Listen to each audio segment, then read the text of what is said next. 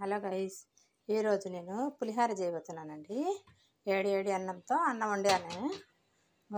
అన్నం వండేసానండి. అందుకోసం పులిహార చేస్తున్నాను. నీకోసం పెట్టాను గిన్నె. పొయ్యి ఆన్ చేద్దామండి. పొయ్యి ఆన్ చేశానండి. ఇప్పుడు నూనె వేసాం.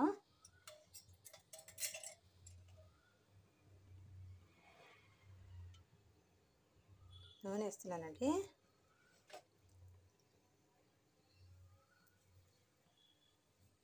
ఇంకోండి తాలింపు గింజలు, మినపప్పు, శనగపప్పు, ఆవాలు, జీలకర్ర. నూనె వేడెక్కగానే ఇది వేసామండి.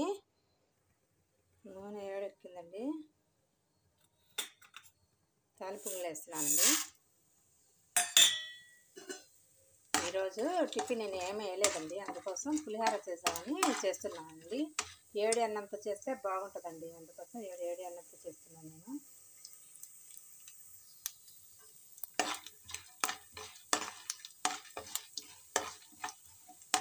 ఇది బాగా ఎర్రగా కావాలండి. ఎర్రగా అవ్వగానే ఇంకా పల్లీలు ఫస్ట్ వేయించి పెట్టానండి. పల్లీలు నేను చింతపండుతో చేస్తున్నానండి. నేను చింతపండుతో అయితే చాలా టేస్ట్ ఉంటుంది. ఇంకా పల్లీలు వేస్తున్నాను.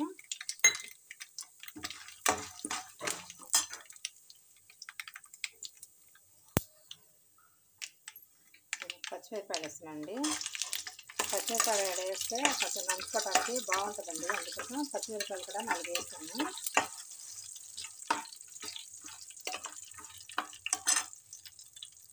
కరివేపాకండి.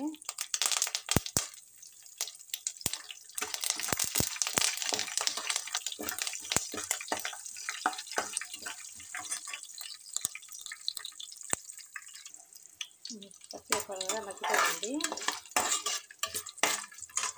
ఇప్పుడు పసుపు వేస్తున్నానండి. పసుపు పులిహోరకి మెయిన్ ఇంగ్రీడియంట్ అదే కదండి, పసుపు. అందుకోసం పసుపు వేస్తున్నా. పసుపు కూడా కొంచెం దీంట్లోనే మగ్గాలండి, లేకపోతే పసుపు వాసన వస్తుంది.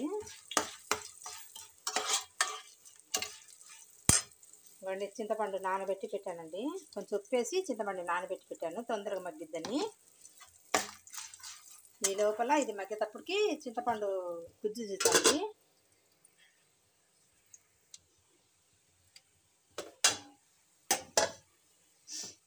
చింతపండు గుజ్జు చేస్తున్నాను.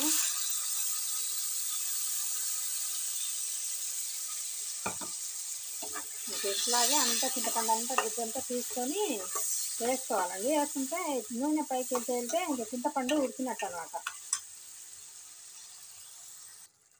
మక్కుతుంది చూడండి ఎట్లా మక్కుతుందో. దగ్గరకు వచ్చిందండి. ఇంకా 10 నిమిషాలు ఉడికితే అయిపోయినట్టే పులిహోరది. ఇంకా అన్నం అయితే ఇంకా పొడి చేసి పెట్టాలండి. వేడిగా ఉంది అన్నం, కాలుతుంది అన్నం. ఈ లోపల నేను అన్నం చల్లారిన దాకా, ఇది ఉడికిన దాకా నేను చాయ్ తాగుతానండి. చాయ్ అవుతుంది.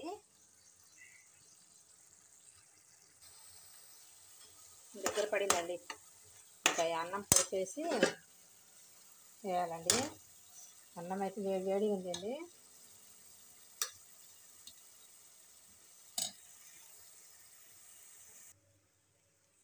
ఇంకా అండి అయిపోయిందండి పులిహోర.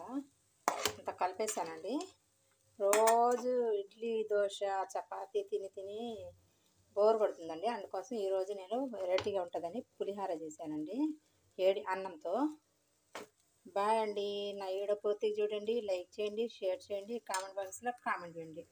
బాయ్ అండి. సూపర్ ఉంటుందండి. ఇట్లా టిఫిన్ చేసుకొని తినండి.